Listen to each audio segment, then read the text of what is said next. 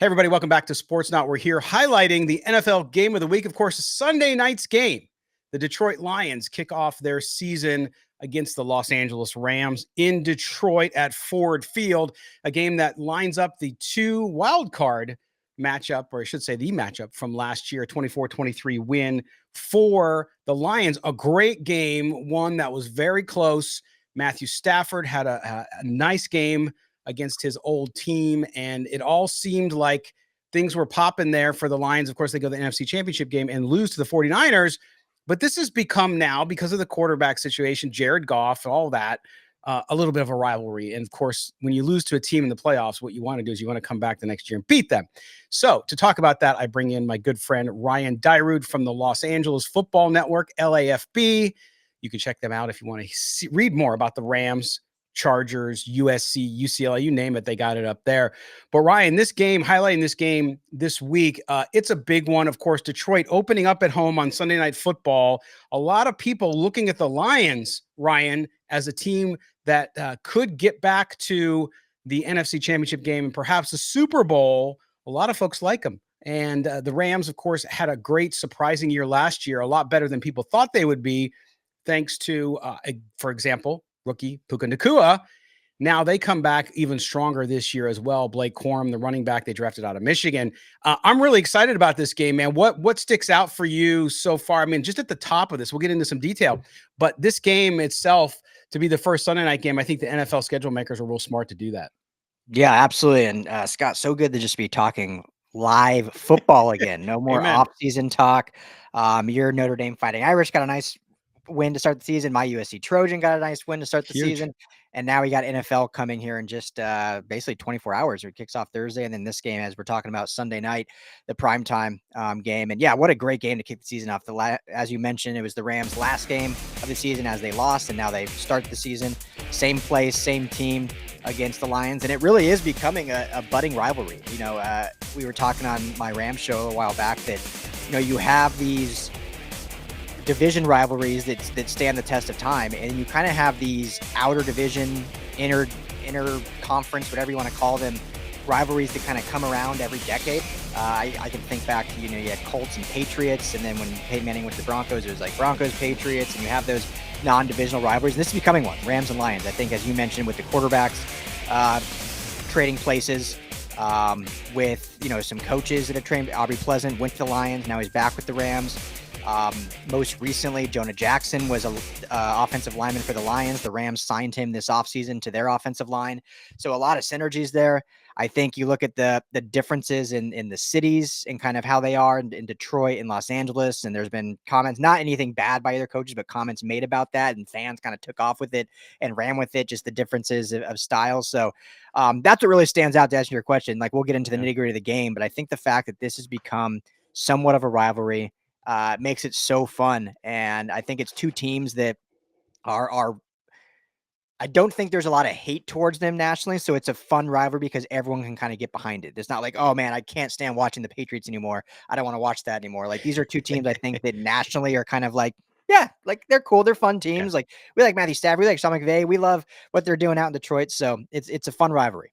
It is. And I mean, you look at it again, I mentioned earlier, rematch of last season. The Lions won their first playoff game in 40 years, 4-0 against the Rams. Of course, Matthew Stafford, his game, 367 yards, 2 touchdowns against his old team as well. The significance of this game, though, too, I think it's starting the regular season. As I mentioned, the Lions, a lot of people looking at the Lions. I mean, the 49ers are favored just a little more to go back to the Super Bowl, but the Lions are right there. Lions have a favorable schedule. I looked at that. They play only 2 games outdoors all year, by the way. And you look at that, the high stakes national TV coverage. This is really, I think, the opportunity for both of these teams to set the tone for their season. For the Rams to go on the road and beat, you know, the second best, first best, whoever you talk to, team in the NFC on the road would be huge. And then for the Lions to come in and reassure people that, yes, they are truly a contender. When you look at that significance, you look at both these rosters, they've changed quite a bit, both of them, as you mentioned a little bit when you were talking earlier. So this one's going to be really interesting because there really is a lot of stake, even though it's only week 1.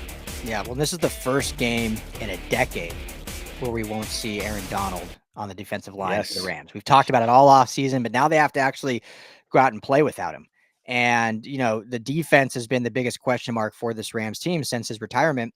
And another big question just last week, trading of Ernest Jones, who we all believe was their best defensive player remaining. And out of nowhere, trade him for peanuts. And so now you've got essentially Christian Noseboob and Troy Reeder as your two linebackers, who is certainly, if he's healthy, a big downgrade from Ernest Jones. So we got to see no Donald, no Jones, a lot of new faces on the back end. They re-signed Darius Williams. They signed Cam Curl. But then the other big thing, and I don't know if we were going to get to the Scott, but I'll just jump into it, is the offensive line they spent a ton of money on. Yes. Like, we're going to protect Matthew Stafford. We want to run the football. They obviously drafted Blake Corum, like you mentioned, Kyron Williams, who had a fantastic 1,000-yard season last year, even after missing 4 games. So really excited about that. They went out and re-signed Kevin Dotson. As I mentioned, they signed Jonah Jackson. They drafted Steve Avila last year. So invested heavily in this offensive line, and it's been banged up already. And it's not official, but as of the time of this recording, it's looking like both starting tackles, Rob Havenstein and Alaric Jackson, will be out for this game. So that could change in the next few days. But as of now, it's not looking good. And Jonah Jackson, who they signed as a guard 4 days before the game, they're now saying we might move him to center and move our center over to guard. So there's a lot of interesting storylines with this Rams team. And I don't want to say, like, I've learned over covering this team since they've been back here in LA that Sean McVay and Les Snead know what they're doing. And even if it seems chaotic on the outside, they always seem to have a plan. But certainly from the outside, it seems like there's quite a bit of chaos that's happened over this last month. Well, let's talk a little more about that. You talked about the investment in the offensive line despite the injuries with some of those guys, but they really adjusted their offensive strategy under Sean McVay to be more of like that downhill approach. You talked about of the offensive line, but you also talked about Blake Corum and then Kyron Williams, obviously there as well. How is that going to fit in with what they usually do? And Matthew Stafford, maybe the pressure not as much on him, right? So what have you seen with the Rams, the difference with that different offensive philosophy? Yeah, well, for one, the big change they made last year is they kind of went more from a zone scheme to more of a gap scheme in the running game. So that was kind of a big change right off the bat there, bringing over Mike LaFleur as their offensive coordinator. And obviously Sean McVay runs the show, but there's a little adjustment there. But, when they're humming, they're running the football 25 plus times. We pound the table all the time. Like, if this team runs the ball 30 times a game, they're going to win. It's if you look at the data over the last 5 or so years, minus 2022, which was a disaster, they win at like a 90% clip when they run the ball, not 30 plus times. So that is what they want to do. And drafting Blake Corum at the time was seen as a head scratcher because he's an extremely similar style runner to Kyron Williams. And usually the philosophy for most people, most coaches, most people in the media is you want that thunder and lightning. You want those two guys to complement each other and give you a different kind of style. And what the Rams did is they said, we know the style we want, and we never want to not have that on the field. So if Kyron Williams isn't out there, we want a guy that's going to do the exact thing that Kyron Williams does. So they drafted Blake Corum so that they can literally run the exact same plays no matter who is in the backfield, instead of having to have different packages for different personnel groupings. So it was a different philosophy than the rest of the league. We'll see how it plays out. But certainly, to your question, as great as Matthew Stafford is, they want him throwing the ball less and they want to run the ball more, which then opens things up for play action, for getting these guys in space. Puka Nacua, Cooper Kupp, Demarcus Robinson, all these guys, Jordan Whittington, who they're really high on after drafting out of Texas in the 6th round. It'll open things up for that if they're able to really run the rock in this gap scheme with both Williams and Corum. Yeah, it's going to be fun to watch to see the differences there. Now, on the Lions, on the other side of it, the Lions, a talented team. They lost some games last year they probably shouldn't have. And then we saw what happened against the 49ers in the NFC Championship game. And it seems to me like they've improved in certain areas offensively and defensively. But really, I look at it as, hey, Dan Campbell, as much as people like him because he is who he is, he's an ex-player, he's full of, and vinegar and all that stuff. But he was inexperienced as a head coach going into playoffs against a guy like Shanahan in San Francisco.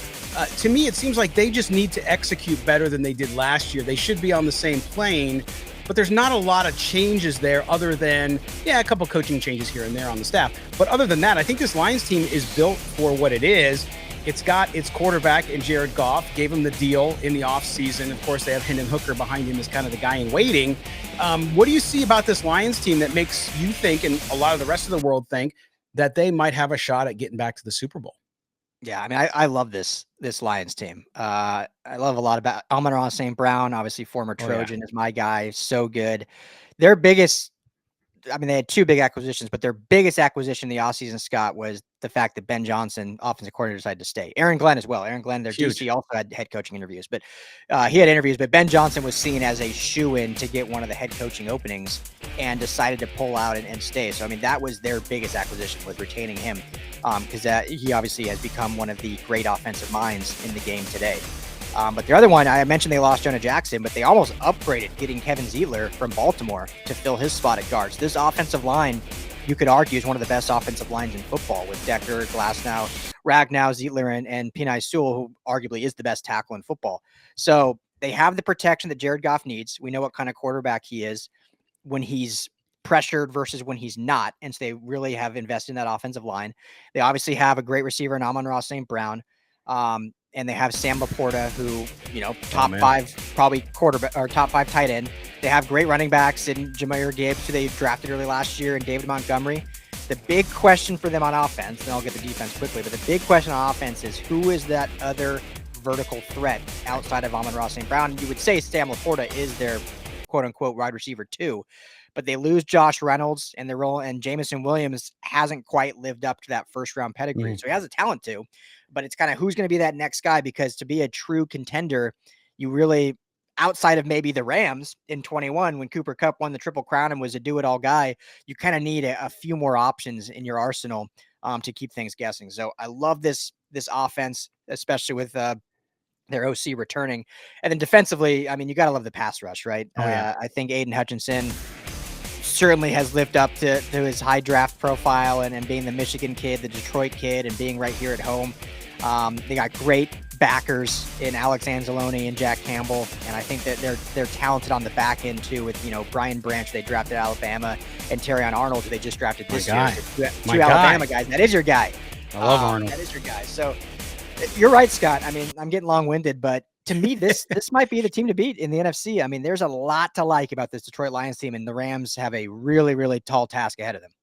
They do, and I think we'll get now to how we think the game will end up as we come to a close here, real quick. Highlighting Sportsnaut's game of the week in the NFL, Week 1, is you mentioned the injuries for the Rams. I think that yes, if they can't get that offensive line fully healthy, it's going to be tough for them. But I think though that if they go out to Detroit, I think it's going to be a closer game. I don't think as much of a difficult task as it is. I like what the Rams have done. I like the attitude. Now, the defense is a question, right? You don't know, like you said, without Aaron Donald there, he's been so good, and to play without him to see how they do. I like the Lions in this game, and I think they win it maybe by a score. But I think the Rams are going to show some moxie. I think they're going to do okay out there. Yeah, I mean, we know the Rams are going to be well coached. We know they're going to be well prepared. The offense, if both tackles are out, and so they got to, Joe Noteboom, they'll slide over probably at left tackle to play. And then we'll see who they end up putting at right tackle, whether it's Warren McClendon or someone else that they brought in. But I think they'll still play well. They hopefully can get the running game going a little bit, take the pressure off Stafford. But yeah, the defense is the big question mark. They looked really good in training camp, Scott, and they looked really good in joint practices. We obviously didn't see them in preseason because the Rams never play any starters. And so their rookies, Jared Verse and Braden Fisk, we didn't get to see. Byron Young, we didn't see anyone. Kobe Turner. So really just so much unknown. And then you lose Ernest Jones last week to trade. And so this defense, until I see it, it's hard for me to pick them against this dynamic Lions offense. I agree with you, though. I think it's going to be a great game. I think the Rams are going to fight hard, play really well. But I do think the Lions come out on top. But as long as the Rams keep it close, to me, that's a good. I know there's no moral victories in football, but to me, with how much newness around this, because again, new defensive coordinator too. I mean, they lost their defensive coordinator and their assistant defensive coach to the Falcons. So with how much newness there is, as long as it's a competitive, close game, I think that's a win for the Rams. Absolutely. All I know is that we get Sunday Night Football, and we start with an amazing game with the Rams at the Lions, and we're going to be back each week as we were last year to highlight one of the big games of the week. Sometimes it'll be two, depending if it's a really busy week and we got some good games. We will do that with you, but Ryan and I will be back to talk about that. Of course, all the football coverage you want, you can find up at sportsnaut.com. Also, in this case, for example, when you got an LA team involved, you can also check out the LA Football Network, LAFB, right? And you can follow Ryan there on x.com as well, at Ryan Dyrud, LAFB. To follow what's going on in LA. His staff does an amazing job out there, so make sure you do that. Ryan, we'll get back together next week and we'll talk about another great game. Thanks for being with us. Can't wait. Looking forward to it. All right, for everybody here at Sportsnaut, enjoy your NFL weekend, and we'll see you next week.